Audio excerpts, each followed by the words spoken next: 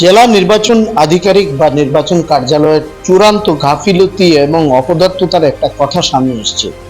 তাদের চূড়ান্ত গাফিলতিতে একজন ৮৬ বছরের ভদ্রলোক, যিনি এখনো হাঁটা চলাফেরা করেন, পাশাপাশি ৪০ বছর কেন্দ্র সরকারের দায়িত্বে বিভিন্ন পদে তিনি কাজ করেছেন, তাকে তার বাড়িতে এসে উপস্থিত হয়ে বিএলওরা তার হাতে মৃতের কাগজ ধরিয়ে দিয়েছেন এবং কাগজটি গ্রহণ করেছেন তিনি নিজে।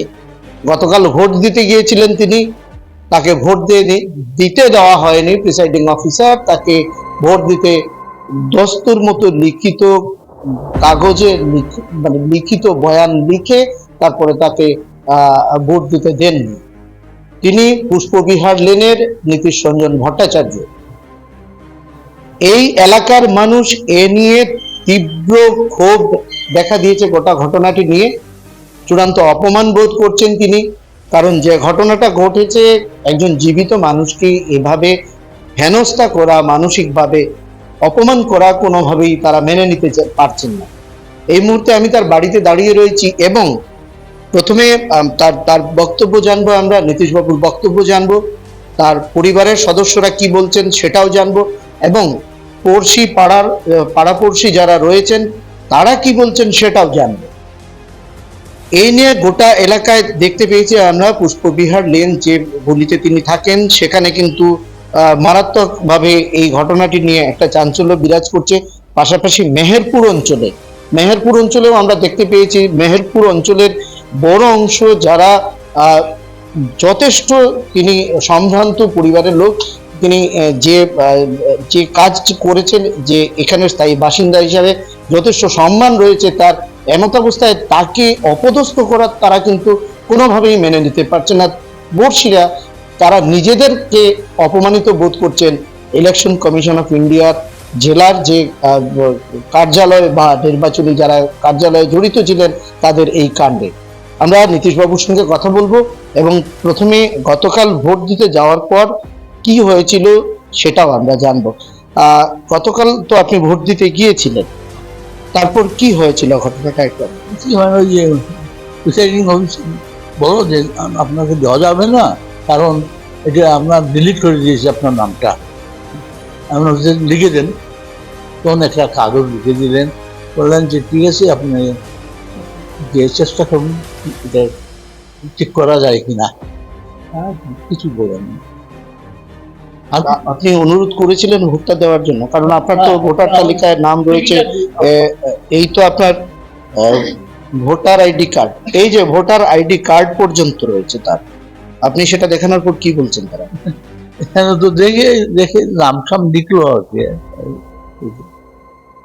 লিখে আর কিছু আমার সঙ্গে বেশি কথা বলে নাই, কারণ আমার তো আর কথা বলবার নাই। আমার ইচ্ছে ছিল ভোট দেওয়ার, কাস্টিং করবার, কিন্তু সেটা হলো না। কারণ কি করবো, আর গণতান্ত্রিক অধিকার থেকেও তো বঞ্চিত হলে না? বঞ্চিত হলাম, আরো হয়েছে অনেক দুঃখ, সেটা আর দুঃখ হয় না হলে আমার, কারণ এটা চলবেই। কারণ এইরকম অপদার্থ মানুষ থাকবেই সংসারে। কর্মচারী একবার চাকরি নিয়ে নেয়, তারপরে অবশ্য দেখেছি, কারণ আমার জীবনে আমি দেখেছি যে অডিট করেছি অনেক বছর, অডিটে গিয়ে দেখেছি এই এনোমেলি চলছে, রেক্টিফাই করতে হবে, এটাই হলো আসল। আর কি এসব কি আর বলবো, যা আমরা তো দেখেই দিচ্ছেন, যা হওয়ার হয়ে গেছে।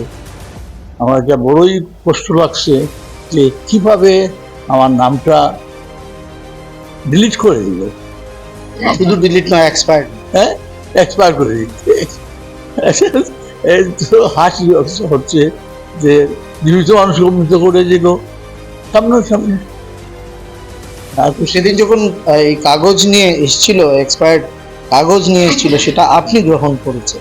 আমি গ্রহণ করেছি, তখন গ্রহণ করি নাই। আমি খাওয়াতে ছিলাম, খাওয়ার থেকে আসার পরে শুনলাম কথা চলছে, যেন খেয়ে করলো এই কাজটা, দেখি যত আচ্ছা আমি সাইন করলাম, আমি সাইন করবো কেন, আমার নাম দিয়ে থ্যাংক ইউ। আর তখন সে যে ব্যক্তি নিয়ে এসেছিল সে আর কিছু বলতেই পারেনি, চুপচাপ আর কিছু বলিনি, তাকে বলিনি। কারণ আমার ছেলেরা কথা বলে, আমি বরং তারাই বললেন, আমি আমার কথা বলতে একটু একটু জড়তা আসে, হ্যাঁ জড়তা, কারণ দাঁত নাই তাই একটু অসুবিধা হয়ে যায় আমার কিছু। কিন্তু আপনি তো চলতে ফিরতে যথেষ্ট সক্ষম দেখলাম। আমি সক্ষম তো, কারণ যোগাসন করি, এটা আমার তো হবেই। 86 বছরের যুবক। হ্যাঁ, আপনি যাই এখন, আমরা তো জোয়ান, কারণ আমি তো আর্মির মানুষ। আর এই আছে আমার কাছে এখনো, যে আমি আর্মির, এবং আর্মিতে এত বছর কাজ করে আসছি, তারপরে এজিগুলি কাজ করেছি, তারপরে মাস্টারিও করেছি, 2-3 বছর মাস্টারিও করেছি মাস্টারি। যখন এজি হয় নাই তখন আমি এসে মাস্টারিও করেছি হাই স্কুলে। যে স্লিপটা তিনি গ্রহণ করেছেন, এক্সপায়ার্ড, নিজের হাতে গ্রহণ করেছেন, এবং যাদের থেকে গ্রহণ করেছেন তাদের মুখে রীতিমতো ঝামা ঘষিয়ে দিয়েছেন তিনি।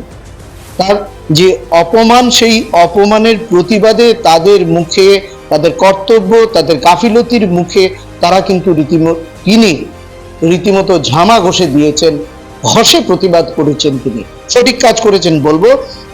তার পুত্র রয়েছেন, কি ব্যবস্থা নিচ্ছেন তারা এই বিষয়টা, গোটা বিষয়টা নিয়ে, সেটাও আমরা জানি। আমরা তো সাথে সাথেই কমপ্লেন করেছি।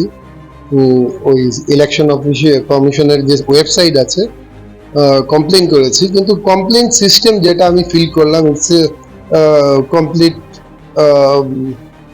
Manipulative or eyewash, completely eyewash system. এটাকে আমি কমপ্লেন বলতে পারবো না, কারণ কমপ্লেনে দিয়েছে তোর কেস হ্যাজ বিন রিজলভ, পরের দিন জানালো।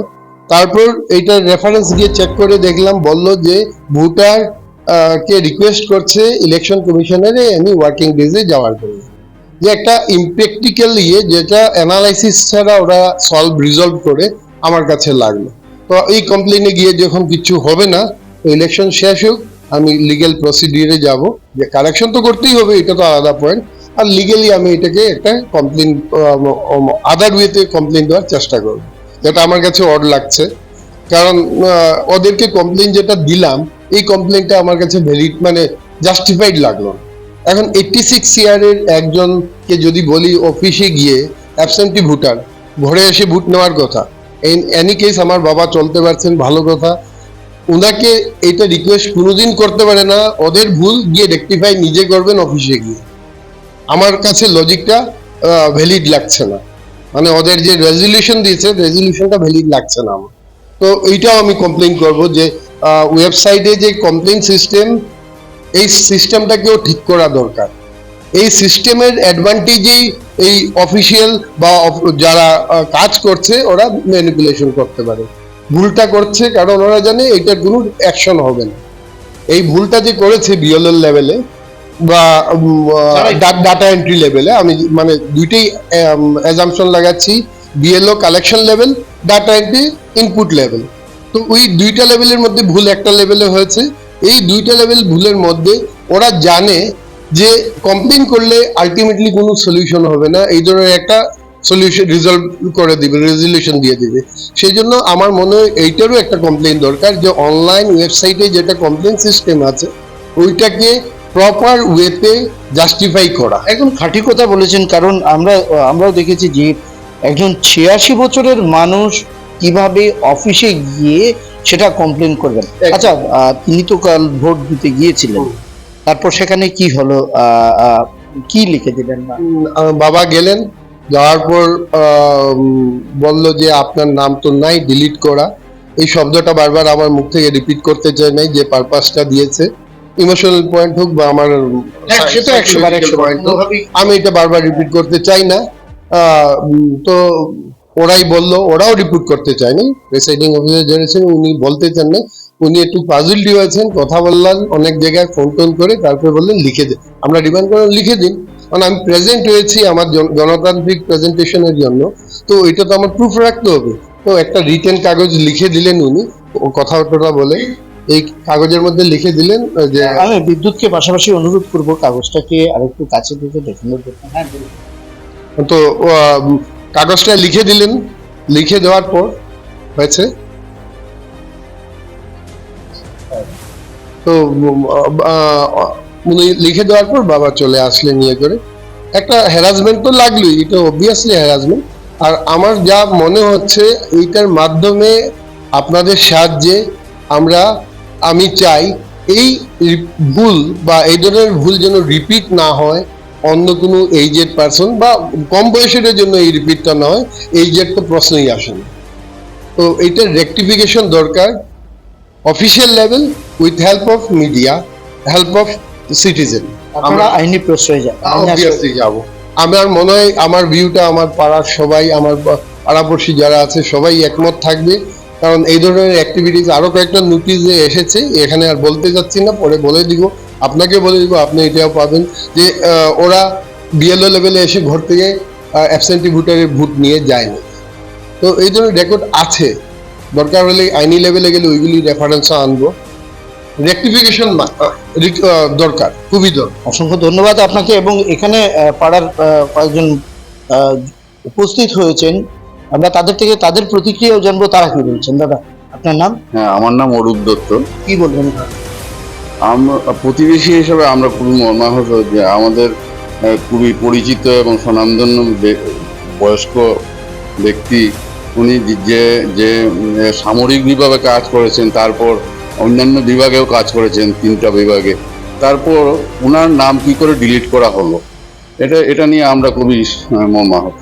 এবং যে বিষয়টা নিয়ে ডিলিট করা হলো সেটা তো কোনোভাবেই মানতে পারছেন না, আপনারা কি বলবেন? আমিও সঙ্গে ছিলাম কালকে, যখন ওই যে বললাম যে 723 নাম্বারটা বললাম, তখন উনি নিজেই বললেন, তখন যখন বললো আপনার নাম ডিলিটেড, উনি বললেন কারণ, তখন সে আমতা আমতা করছে, সে বলতে পারলো না, নিজেই একটা কাঁপছে ওর হাতটা। সেই জিনিসটা মানে খুবই খারাপ লাগছে। একটা সিচুয়েশন যেটা ক্রিয়েটেড, সেলফ ক্রিয়েটেড, এটা না করলেও পারতো জিনিসটা। ওইটা কেন করলো, কে করলো, সেটা বার করা বিশেষ দরকার, খুবই বিশেষভাবে দরকার। আচ্ছা, এই বিষয়গুলো নিয়ে যে রিটার্নিং অফিসার কি আপনারা কোনো রকমের অভিযোগ জানাবেন জেলা রিটার্নিং? হ্যাঁ, নিশ্চয়ই আমরা সবাই এই ব্যাপারে জানাবো, কারণ খালি ওনার জন্য না, আরো অন্যের জন্য নিশ্চয়ই এটা হয়েছে। এটা যেন গভর্নমেন্টের তরফ থেকে এটা খুবই ভালোভাবে এটা আইডেন্টিফাই করে, কে, কারা, কেন আর কাদের কি।